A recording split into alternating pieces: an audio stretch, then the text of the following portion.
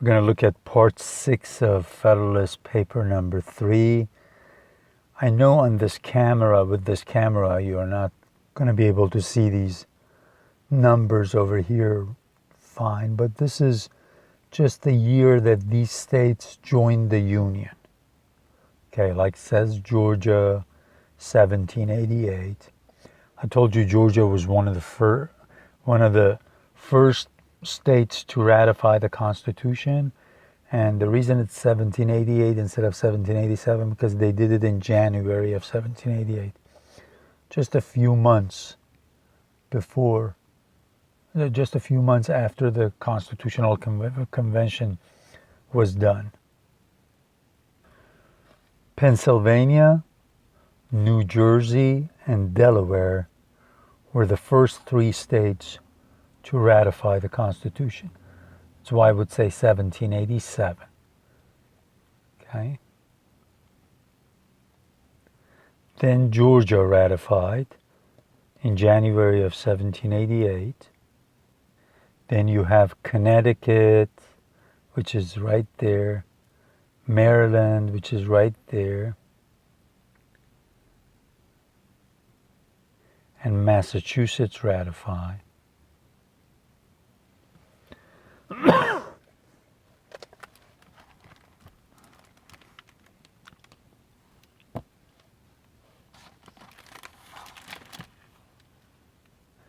Okay, now back to the Federalist Paper number 3. The neighborhood of Spanish and British territories, bordering on some states and not on others, naturally confines the causes of quarrel more immediately to the borders.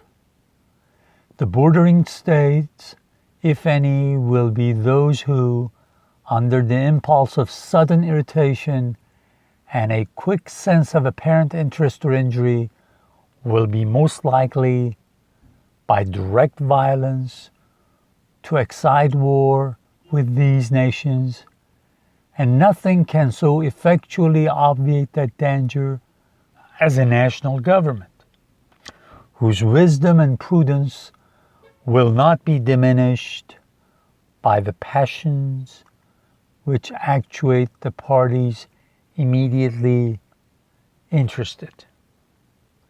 See, one of the states that are bordering Spanish Empire and British Empire, says those are the ones that we have to keep in mind, because obviously they might do something to irritate those 2 powers that could excite and get a war started. It says that citizens of those states might do something because of passions running high, or just they feel like something has been done to them, they have to respond to it. They won't think about what's best for the whole union. So they might just do something, sometimes selfish, sometimes just because their ego has been hurt. And that can easily cause a war for us and create a big headache. And again, this national government, the union, will help you with your safety, will take care of things like they should be taken care of. Okay, we'll continue. But not only fewer just causes of war will be given by the national government, but it will also be more in their power to accommodate and settle them amicably. Amicably means friendly, peacefully. So not only national government causes fewer wars, they are not in a hurry to get into war with other nations, but also if war comes, if something happens, they can try to work it out peacefully. Because when the country is strong, you can easily project your power. You can easily let your would-be enemies know that you are powerful enough, and if they went to war with you, you can fight them real well, and most likely beat them.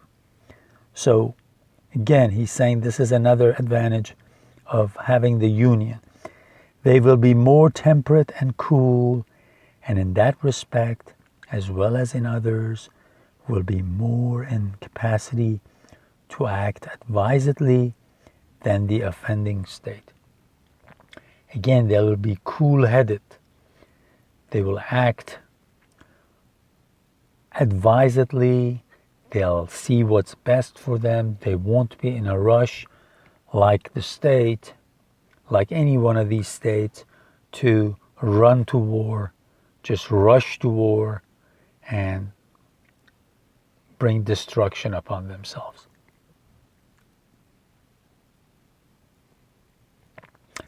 The pride of states, as well as of men, naturally disposes them to justify all their actions and opposes their acknowledging, correcting, or repairing their errors and offenses. It says, states, just like human beings, when they make a mistake, sometimes they're prideful and they're not going to acknowledge that they've made a mistake.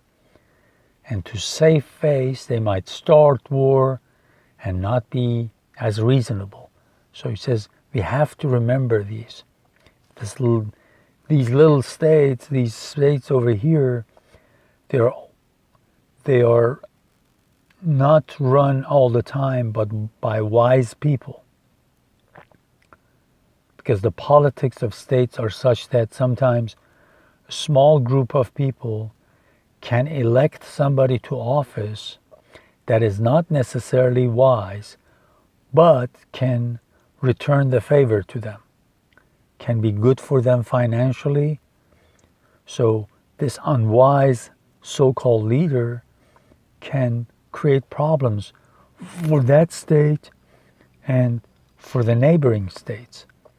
So he says, the national government hopefully will not be as prideful, as full of pride that will not make the right judgment. He continues, the national government in such cases will not be affected by this pride, but will proceed with moderation and candor to consider and decide on the means most proper to extricate them from the difficulties which threaten them.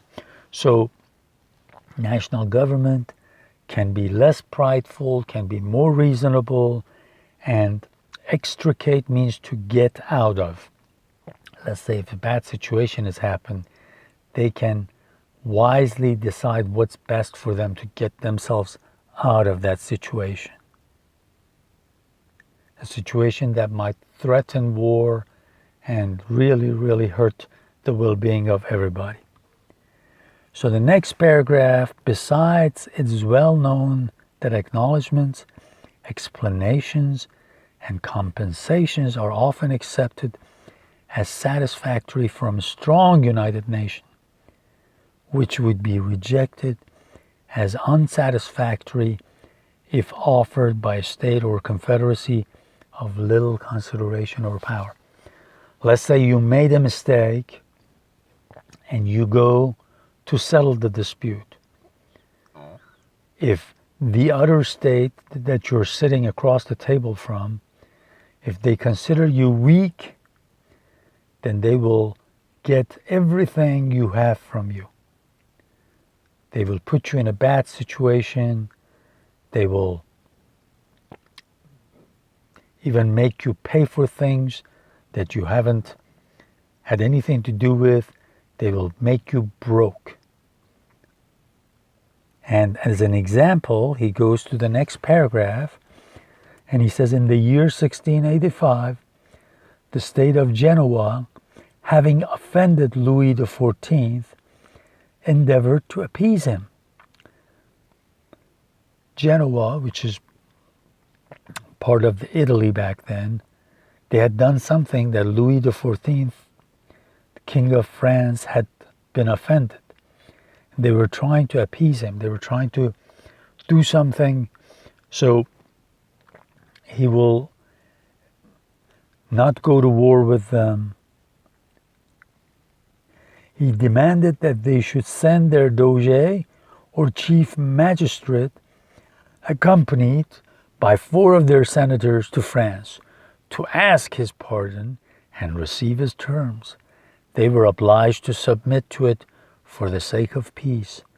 Would he on any occasion either have demanded or have received the like humiliation from Spain or Britain or any other powerful nation? In other words, this French king could do whatever he wanted with the weak state. He told them that you need to send your senators and your magistrate here to beg for my forgiveness, and then I'll tell them all the things that you need to pay, all the things you need to do for me to be pleased with you. He says, do you think he would have been able to do the same to Britain or Spain? Of course he couldn't, because they would be powerful and he would not dare do that to them. Or, he says, indirectly he says, if we are strong, we stay united, do you think if something happened, they can do the same to us? No, they can't. But if we stay disunited, they can play, abuse, use any of us, and we won't have any way of defending ourselves, and they will not let us have a good future. They will take our resources, and we will be not only poor, but also a puppet in their hands.